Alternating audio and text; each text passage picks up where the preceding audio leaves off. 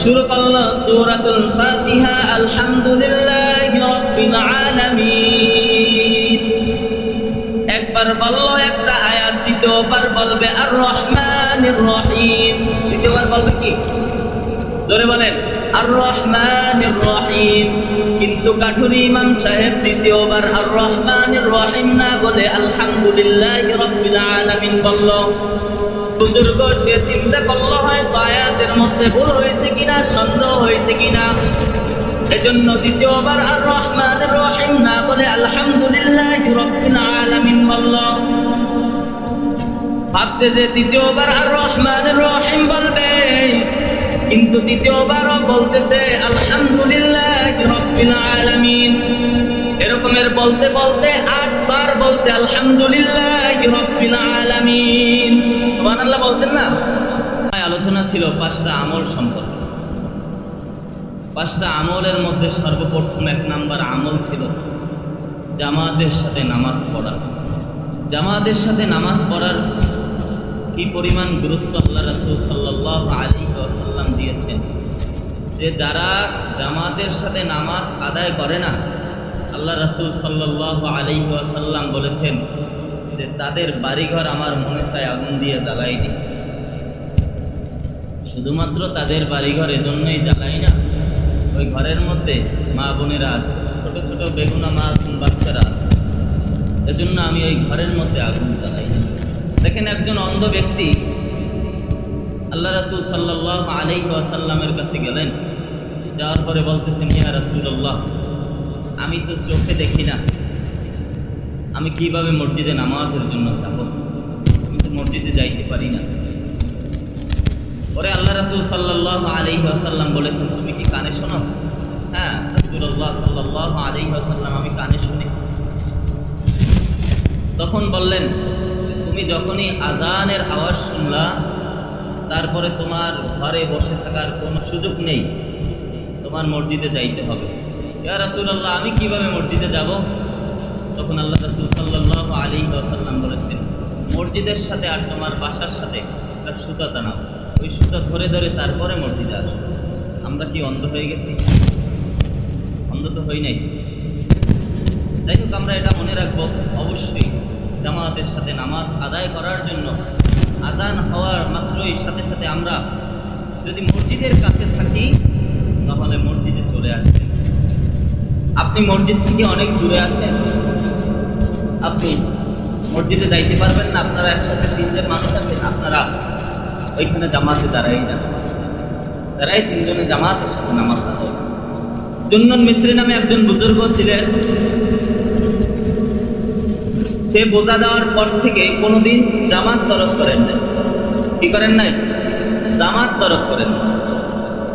একদিন সন্ধ্যা হয়ে গেছে, তো জুন্নুন মিসরি সে চিন্তা করতেছে যে আরেকজন মানুষ কোথায় পাই, মাগরিবের টাইম হয়ে গেছে, একটু দাঁড়িয়েছিলেন।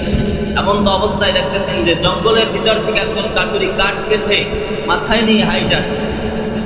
সুবহানাল্লাহ বলতেন না? জুন্নুন মিসরি তাকে ডাক দিলেন, ওই কাঠুরি, মাগরিবের নামাজ পড়েছো? বলতেছে না। আসো তাহলে আমরা জামাতের সাথে নামাজ আদায় করি। কাঠুরি মুখে দাড়ি ছিল এবং তার চেহারার মধ্যে একটা নূর ছিল।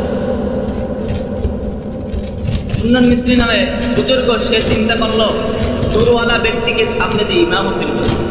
কিসের জন্য? ইমামতির জন্য। এক পর্যায়ে কাঠুরিকে সামনে ইমামতির জন্য দায়িত্ব দেওয়া হলো। কাঠুরি দাঁড়ানোর পরে তাকবীর দিল, আল্লাহু আকবার।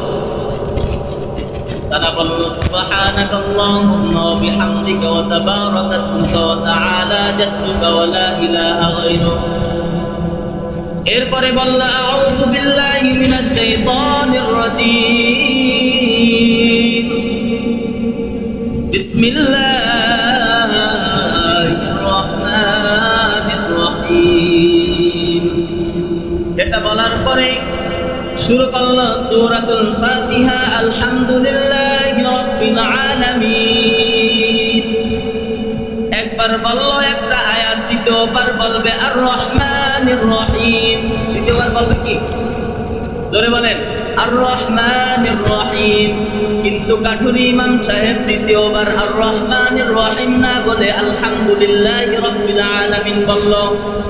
বুজুর্গ সে চিন্তা করলো হয়তো আয়াতের মধ্যে ভুল হয়েছে কিনা, সন্দেহ হয়েছে কিনা, এজন্য দ্বিতীয়বার আর রহমানির রহিম না বলে আলহামদুলিল্লাহি রাব্বিল আলামিন বলল। ভাবছে যে দ্বিতীয়বার আর রহমানির রহিম বলবে, কিন্তু দ্বিতীয়বারও বলতেছে আলহামদুলিল্লাহি রাব্বিল আলামিন। এরকমের বলতে বলতে 8 বার বলছে আলহামদুলিল্লাহি রাব্বিল আলামিন। সুবহানাল্লাহ বলতেন না? এরকমের প্রত্যেকটা আয়াত 8 বার 9 বার করে বলতে বলতে এরকমের নামাজ শেষ করলো।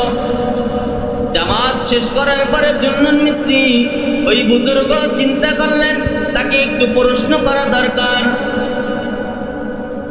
এরকমের কেন সূরা পড়ল? যখন কাঠুরিকে প্রশ্ন করলো, ওই কাঠুরি, তোমাকে ইমামতির জন্য দিলাম, তুমি এক একটা আয়াত সূরা ফাতিহা একটা আয়াত একবার বলবা, সেখানে 8 বার কেন বললাম? কাঠুরি বলতেছেন আল্লাহর রাসূল সাল্লাল্লাহু আলাইহি ওয়াসাল্লাম বলেছেন, সূরা ফাতিহা যখন কোন বান্দা তেলাওয়াত করে প্রত্যেক আয়াতের সাথে সাথে আল্লাহ তাআলা জবাব দেয় সুবহানাল্লাহ। আমি যখন নামাজে দাঁড়াইলাম, দাঁড়ানোর পরে যখন বলতেছি আলহামদুলিল্লাহি রাব্বিল আলামিন, কেমন জানি আমার মনের মধ্যে সন্দেহ হইতেছে আল্লাহ তাআলা আমার ডাকে সাড়া দেয় না। এজন্য আমি দ্বিতীয়বার বললাম আবার আলহামদুলিল্লাহি রাব্বিল আলামিন, দ্বিতীয়বার আমার মনের মধ্যে সন্দেহ হইতেছে আল্লাহ তাআলা আমার ডাকে সাড়া দেয় না। একটু চিন্তা করে দেখেন যে মুসলমান, একজন কাঠুরির মধ্যে যদি এরকমের ইখলাসের নিয়ত আমল থাকে, তাহলে আপনার আমার মধ্যে কেমন স্পিরিট ইবাদতের উপর থাকা উচিত। কারণ আপনি আমি তো কাঠুরি না, আপনি আমি তো গরিব না, অসহায় না, আপনি আমি তো ভালো অবস্থানে আছি। তাহলে আল্লাহর ইবাদত আমাদেরকে কিভাবে করা উচিত?